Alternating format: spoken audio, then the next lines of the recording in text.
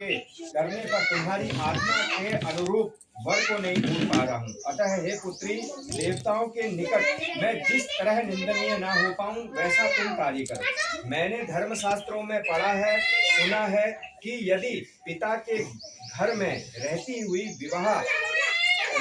विवाह से पहले ही जो कन्या रजो धर्म से युक्त हो जाती है वह शूद्रा के समान हो जाती है तथा उसके पिता को ब्रह्म हत्या के समान पाप लगता है। इसलिए हे पुत्री, मैं तुमको भेज रहा हूँ कि तुम स्वयं अपने योग्य वर ढूंढ लो। वृद्ध मंत्रियों के साथ तुम शीघ्र जाओ और मेरी बात का पालन करो।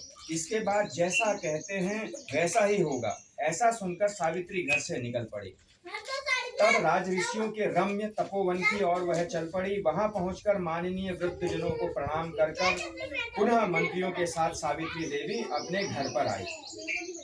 तब घर पर आकर उसने देवर्षि नारद को आसन पर बैठे हुए देखा।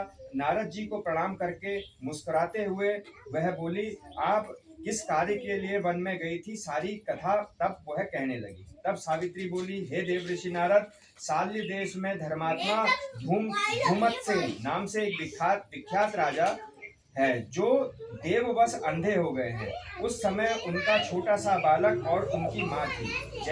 ऐसे समय में अवसर पाकर उनका राज्य पूर्व बैरी रुक्मी नामक एक सामंत राजा ने छीन लिया था। अतः वह आर्य धूमत्सेन छोटे बच्चे को साथ लिए अपनी स्त्री के साथ जंगल की ओर चल दिए।